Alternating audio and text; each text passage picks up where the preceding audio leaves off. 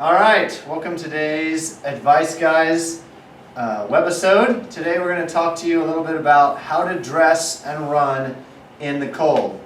Today it's about what, 15, 20 degrees outside? Feels like 6. Feels like 6. We are actually going to go for a run as soon as we get done filming this. So we are wearing the exact same things that we're telling you to wear. So to run outside, Unless you want to run on a treadmill every time. You Which don't you can. have to.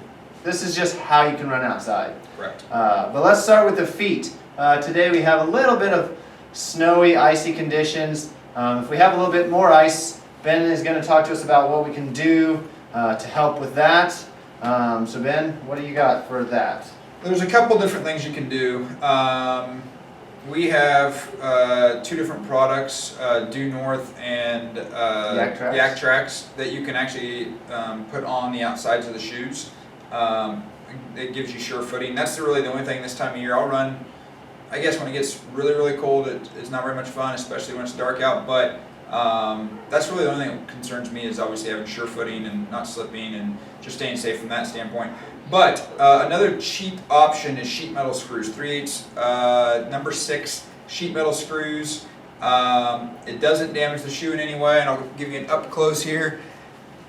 I don't know if you can see them here, but focus. Just put the screws in. I put about 10 of them in the bottom of the shoe here, and I do it on both shoes. Trey and I did a run. I don't know if you guys follow us on Instagram or Facebook or anything like that, but Trey and I did a run a couple weeks ago when the weather was blowing in, where my wife kindly dropped us off north up from my house, and we were going to do a 16-mile run back to our house, and it had rained the night before. It got really, really cold. The wind rolled in. We were just running south the wind, so the temperature wasn't too bad.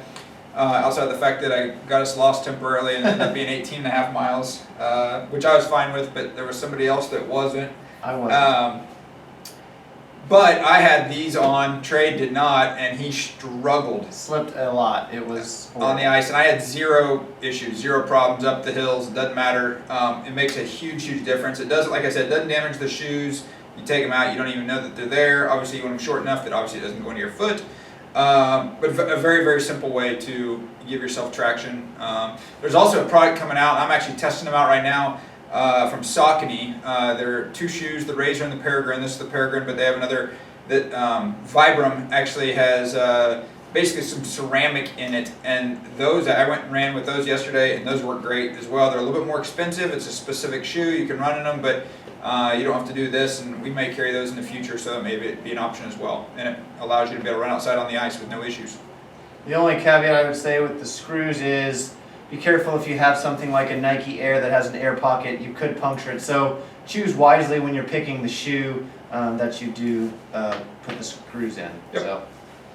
So the next thing, socks. I like to wear a little bit taller socks so that I don't have a gap here between my tights and my ankles. That's just a personal preference. Just a way to keep warm. Maybe a thicker sock, like a Smart Wool, something that's wool, temperature regulating, keeps your feet a little bit warmer. The other thing you can also do is, on top of the screws for your feet, is do a Gore-Tex shoe. This is a shoe that's going to have a wind and waterproof covering on it. Keeps your feet dry and much, much warmer. That's a totally different shoe you'd have to buy, but they are well worth it if you are going to be outside a lot. The next is the tights or the pants. It's preference for what you like. I like the tight simply because it's less baggy movement. Also, it's tighter against your skin, so you build up heat a little bit faster as it's closer to your skin. But if you want to wear the pants, that's totally fine. You're really cold, you can do pants and tights. Either way. Then the next one is for the guys. If it's really cold, a wind boxer brief. I promise you this will come in handy when it's really windy, and you will be happy that you have it. So that's for the guys underneath your tights. Shouldn't need to explain that one anymore. Yeah. So then as far as tops, we both have our jackets, which are soft shells or windproof front jacket. It's a little bit of a thicker jacket since it's colder today. If it was a little bit warmer, over 30, we'd probably just have a windbreaker on instead of these thicker jackets. So you can gauge as far as like how hot or cold you run.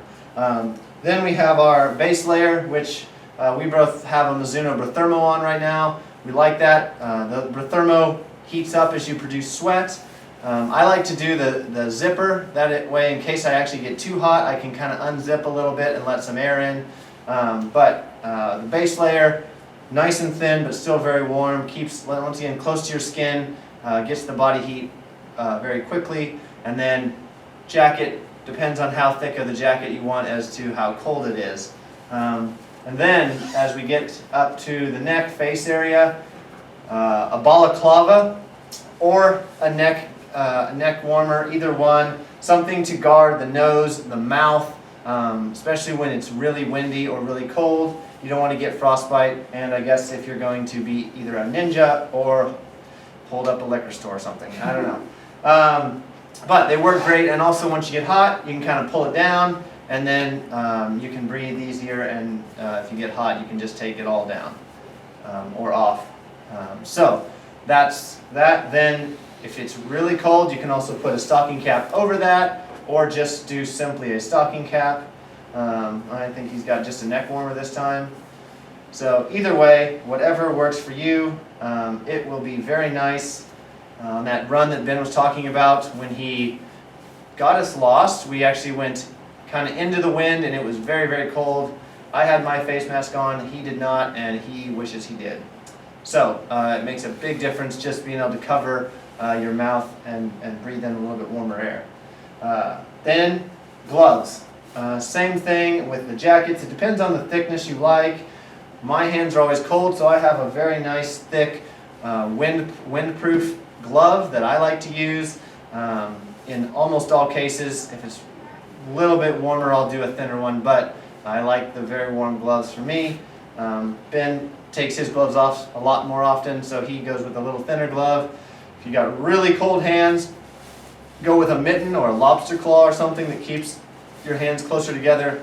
That way your own fingers are producing body heat and keeps it warmer. So that is how you can still run in weather like today, where we got a little under 20. It is beautiful and sunny, it's just really cold. So the right gear will make it so you can run outside if you want to. So if you have any questions, as always, just hit us up, MRC Advice Guys. We'd be happy to answer any questions on any of these things.